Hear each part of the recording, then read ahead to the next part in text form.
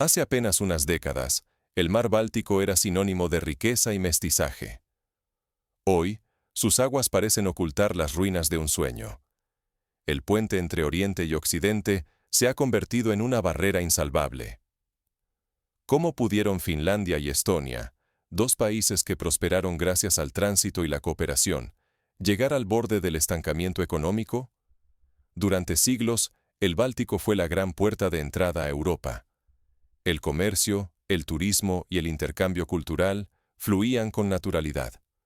Ahora, ese antiguo nodo estratégico se ha transformado en una frontera cerrada, separando más de lo que une.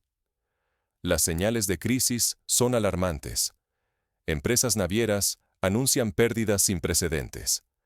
El turismo se ha desplomado, arrastrando consigo la industria de cruceros, que dependía de un flujo constante de viajeros y mercancías.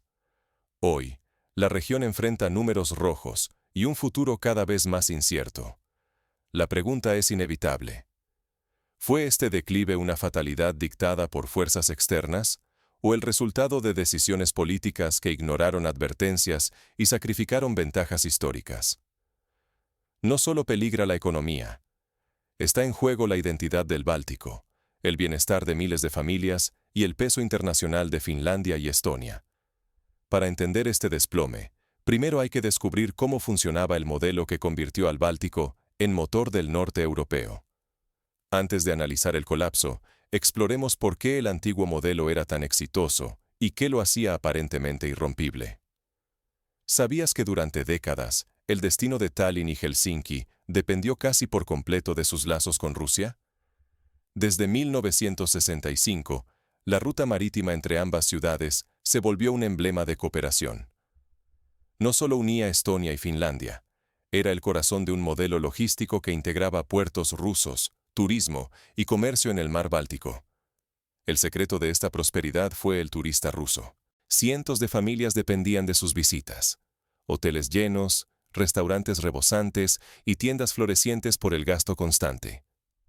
Hasta el año 2020, el flujo parecía interminable. Los fines de semana largos y las escapadas rápidas entre San Petersburgo, Tallinn y Helsinki eran vitales para la economía de ambos países. Finlandia supo explotar su papel como la gran puerta al este. Atrajo turismo, negocios logísticos y comercio, beneficiando a toda la región. Ferries y cruceros eran arterias económicas. Cada llegada movía millones. Ignorar esta dependencia estructural con Rusia fue un error fatal. Muchos pensaron que la economía báltica sobreviviría sin esos lazos, sin medir lo que se arriesgaba. Pero todo se vino abajo cuando los vientos geopolíticos cambiaron y las rutas históricas se cerraron de golpe. Ahora, la economía de Tallinn y Helsinki enfrenta un vacío peligroso. Lo que antes era un flujo seguro de ingresos se ha transformado en incertidumbre y recesión. Nada de esto fue producto del azar. La crisis actual tiene su origen en políticas fríamente calculadas. Finlandia y Estonia no están sufriendo una catástrofe inevitable, sino las consecuencias de decisiones tomadas con pleno conocimiento, que cortaron la arteria económica vital de la región.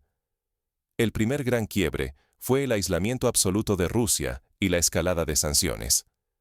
Décadas de cooperación y crecimiento dieron paso a un cierre planificado, que detuvo el constante flujo de mercancías y personas a través del mar Báltico.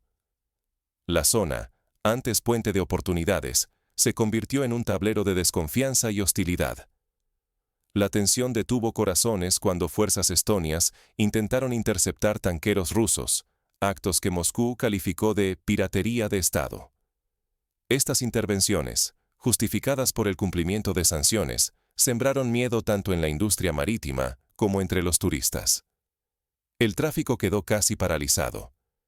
Rusia respondió con fuerza.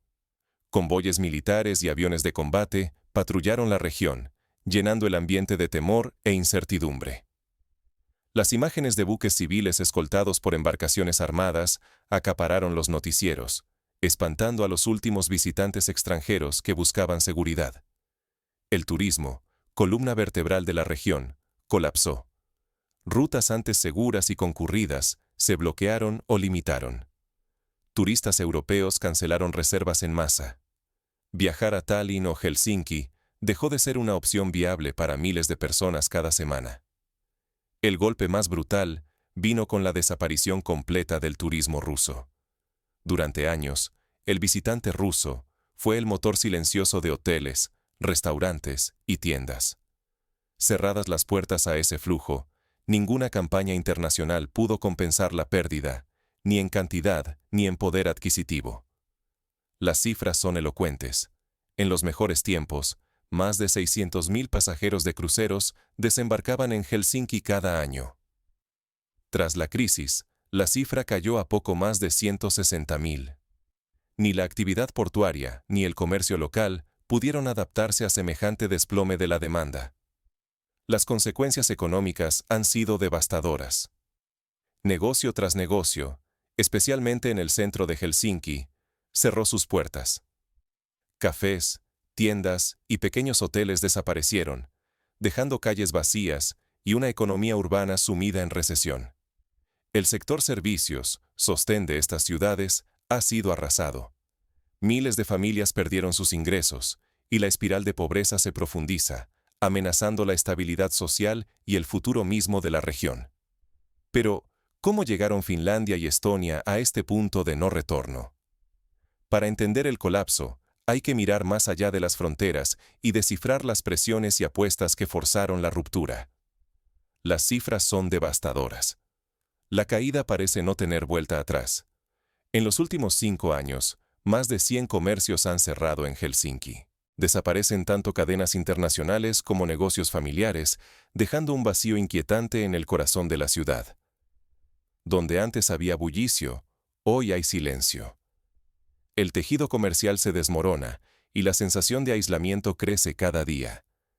En las zonas fronterizas, la crisis es todavía más aguda. El turismo extranjero ha desaparecido casi por completo. Hoteles y restaurantes que dependían de visitantes cuelgan el cartel de cerrado uno tras otro. Las estrategias para atraer turistas locales no han funcionado. Las campañas de promoción no compensan la ausencia de los viajeros rusos, que antes representaban una parte vital del negocio. Al problema se suma el alza imparable de los costes energéticos. Alojarse en un hotel o tomar un café se ha vuelto un lujo inalcanzable para muchos. Los precios disparados ahuyentan tanto al turismo internacional como al nacional. El turismo interno tampoco logra contener la sangría. Miles de familias finlandesas y estonias viajan menos, golpeadas por la falta de poder adquisitivo. Así, la economía local pierde uno de sus motores clave. El impacto cultural también es alarmante. La agenda internacional se vacía. Menos conciertos, menos eventos, menos vida social. El flujo de visitantes se apaga y la oferta cultural se reduce. El mar Báltico, antiguo puente de encuentro, ahora es una frontera fría. De nexo vital, se ha transformado en una barrera rígida y silenciosa. En juego está mucho más que la economía. El colapso amenaza la identidad, el tejido social y el futuro de las ciudades como polos internacionales. Pero ¿cómo se llegó a este punto de no retorno?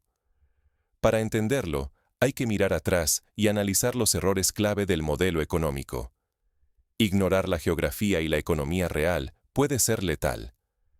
El colapso de Finlandia y Estonia no es solo una tragedia local.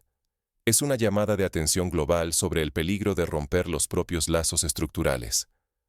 Prosperar exige entender el valor de los vecinos y de las rutas históricas que han sustentado la economía durante generaciones. Las decisiones políticas no pueden aislarse de la realidad económica.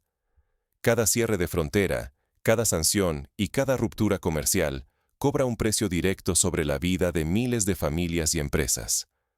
Pensar que los eslogans o los subsidios estatales bastan para llenar el vacío es una ilusión peligrosa. Diversificar la economía es esencial, pero pretender sustituir a un socio estratégico de un día para otro es ignorar cómo funcionan los mercados y la logística global. Finlandia y Estonia cortaron décadas de cooperación con la esperanza de que nuevos flujos llegarían solos. No fue así, y el daño es profundo y persistente. El cierre de los mercados rusos no ha sido compensado ni con fondos europeos ni con campañas publicitarias. Los puertos, antes vibrantes en el mar Báltico, hoy parecen terminales vacías. Esta región, dependiente del tránsito y la cooperación internacional, ha sentido cómo una sola decisión geopolítica puede convertirla en una periferia irrelevante en apenas unos meses. No aprender de esta crisis sería un error fatal.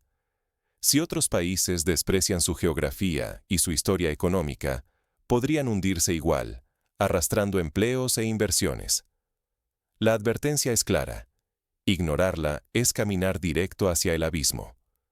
El futuro de Finlandia y Estonia pende de un hilo, mientras buscan reconstruir lo perdido. Sin cambios profundos, el riesgo de estancamiento y aislamiento seguirá creciendo. La historia siempre cobra caro a quienes ignoran la realidad geográfica y económica, sin importar cuán nobles sean sus aspiraciones políticas. El destino de Finlandia y Estonia nos enseña que ningún país, sea grande o pequeño, puede desafiar su entorno sin consecuencias. Durante muchas décadas, prosperaron gracias a su ubicación estratégica en el Báltico y a la cooperación con Rusia. Al romper esos lazos, por agendas externas, han sido relegados a la periferia económica, perdiendo turistas, comercio y el ritmo de su propio desarrollo. Miles de familias ven peligrar su futuro, negocios históricos cierran y ciudades que antes eran puentes culturales se enfrían y apagan. Este es el costo de anteponer ideologías a intereses prácticos, de sacrificar ventajas históricas por decisiones impuestas desde fuera. El peligro de ignorar la realidad es quedarse sin futuro económico. Si no aprendemos de estos errores, otras regiones pueden caer en la misma trampa de la irrelevancia. La pregunta es, ¿estamos dispuestos a enfrentar estas verdades incómodas y a poner el realismo por encima de la retórica?